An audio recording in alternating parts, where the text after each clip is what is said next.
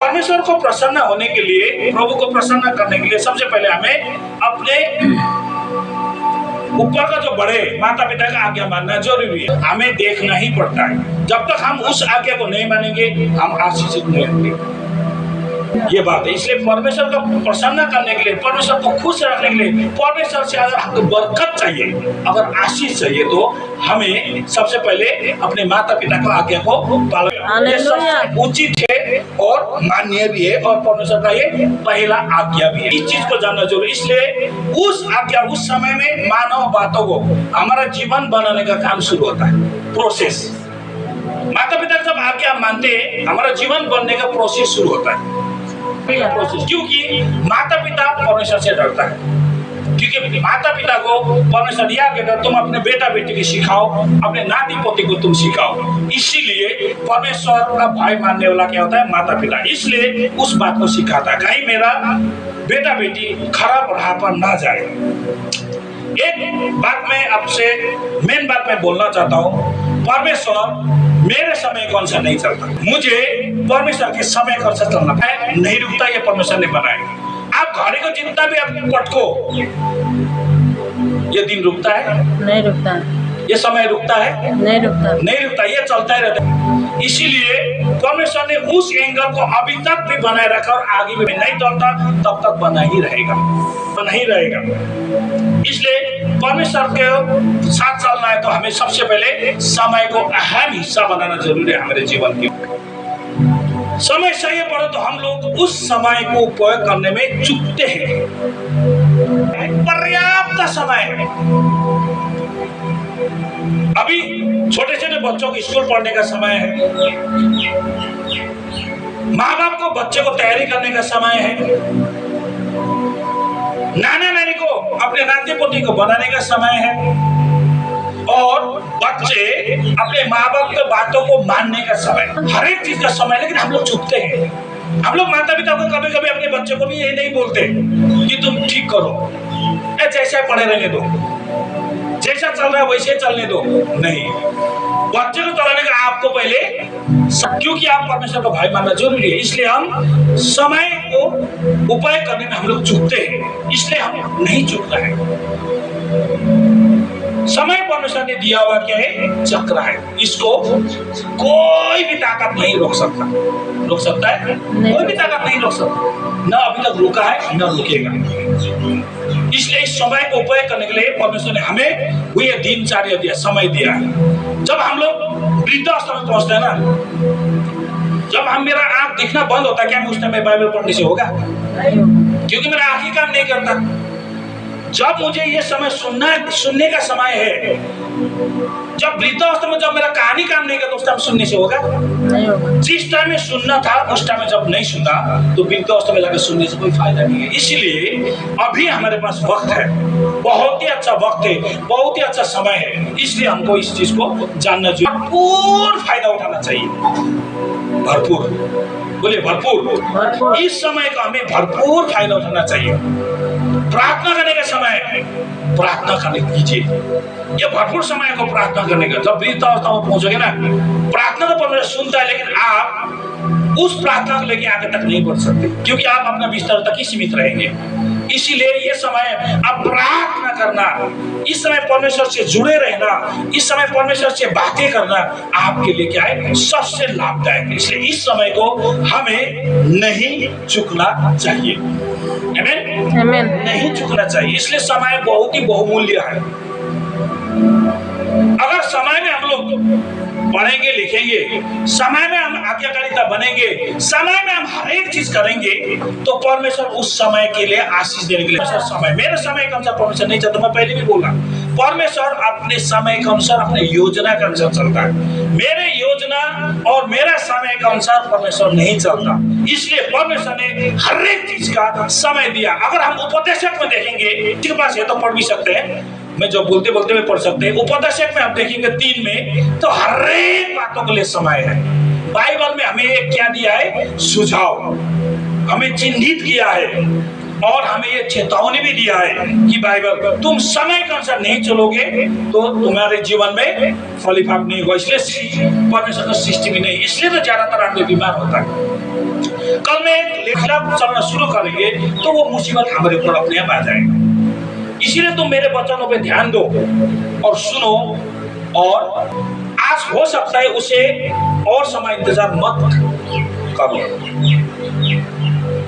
जो काम प्रार्थना आसानी काम है कि नहीं?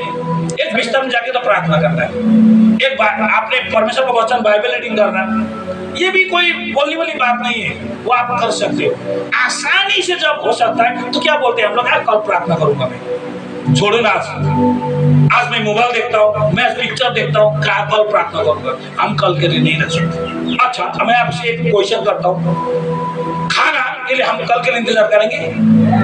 करेंगे? किसी ने किया है? आज भूख लगा मुझे तो नहीं, कल सुबह में खाऊंगा। किसी ने अभी तक इंतजार किया है? नहीं किया। तो परमेश्वर का वचन भी हमारे जीवन में एक भूख की तरह है। जब हम उनके वचनों में जाएंगे, हालेलुया, बरकत लाएगा। आमीन, आमीन। परमेश्वर आशीष लाएगा, बरकत किया। मैंने समय के विषय में पवित्र बाइबल का कुछ एक वचन मैं आपसे पढ़ना चाहता हूँ। मैं सोपोदेशक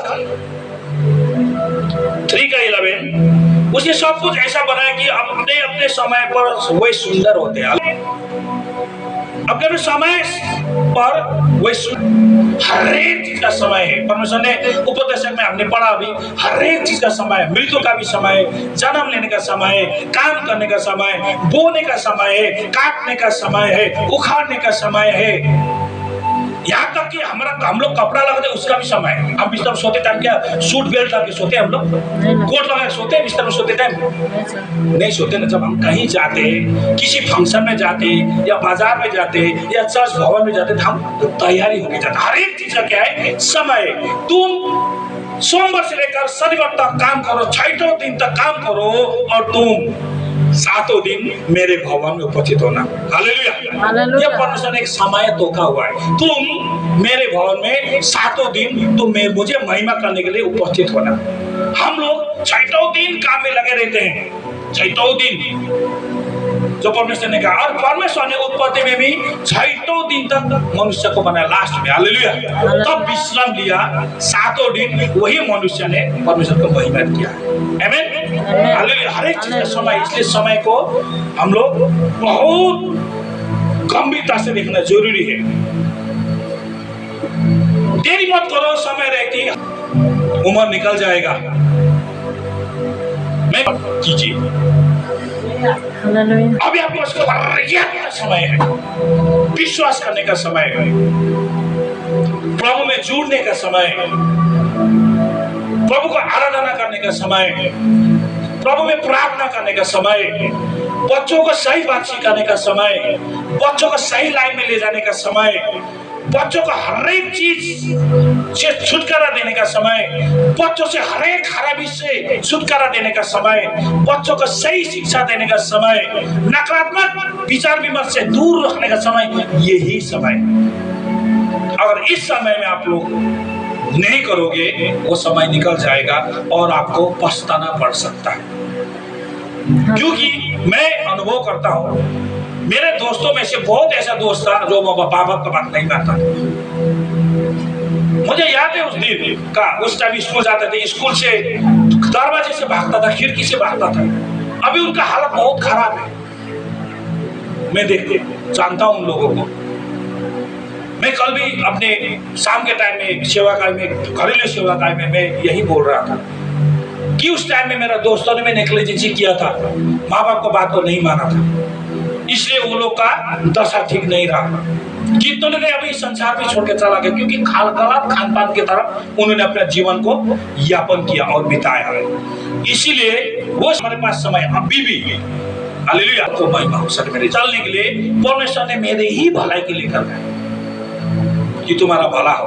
परमेश्वर ने पृथ्वी में देखा तो जॉन चैप्टर 3:16 में, इसीलिए तो परमेश्वर ने भेजा था, समय था वो भेजने का, चित होने का भी समय था गुड फ्राइडे में, और क्रिसमस में प्रभु यीशु मसीह का जन्म। परमेश्वर ने समय तोका था, समय को बना था। इसलिए ये समय देखिए मेरे पास कितना समय है, मैं क्या चीज में व्यस्त हो रहा हूँ, मैं क्या चीज में मेरा जीवन जा रहा है, मैं क्या चीज में मेरा जीवन ज्यादा व्यस्त हो रहा है। आप पहले अपने आप को जांचिए, जांचना जरूरी होता है।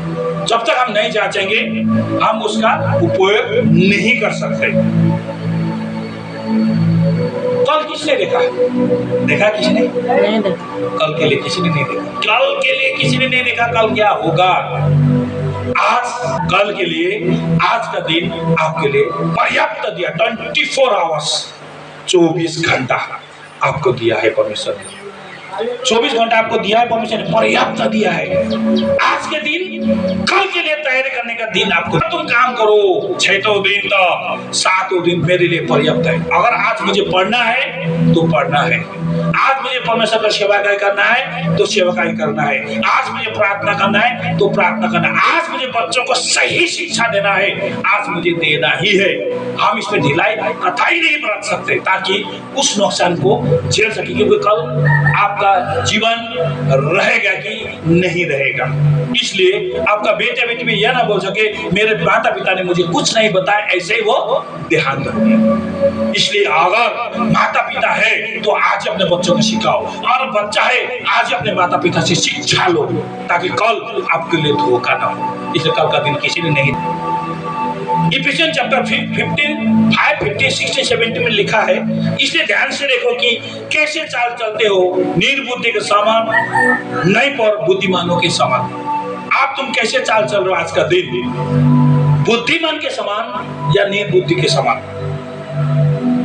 समय के अनुसार चल रहे हो, समय के अनुसार बुद्धि लगा रहे हो कि नहीं लगा रहे हो? पहले अपने आप को क्या करो, जांचो, अवसर को बहुमूल्य समझो।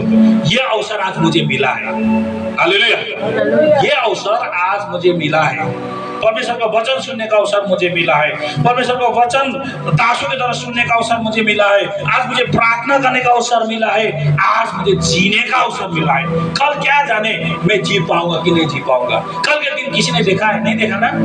यही अवसर है आज का दिन तुम परमेश्वर का महिमा करने के लिए। Hallelujah, hallelujah. अवसर को बोलना समझो, क्योंकि दिन बुरे हैं,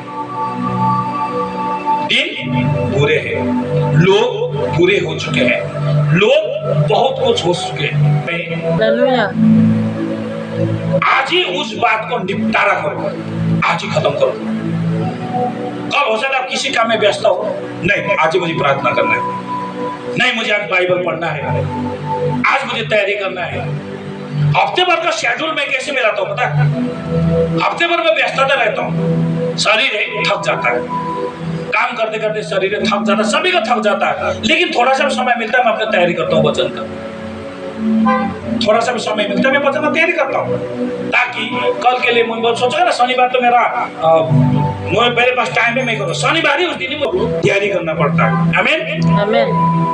तो परमेश्वर ने हर एक समय को दिया, इस समय को सही ढंग से हमें सदुपयोग करना है। चर्च जाना है संडे में जाइए, भवन में जाना पड़ता है। अगले हफ्ते जाऊंगा, अगले हफ्ते के इंतजार में मत बैठिए, अगले हफ्ता आप जा पाओगे कि नहीं पाओगे। अगले हफ्ता कोई काम से आपको हो सकता बीच हो, अगले हफ्ता तो जा नहीं पाई सकते। अगले हफ्ता इतना समय था, अगर गया होता तो कितना अच्छा होता था।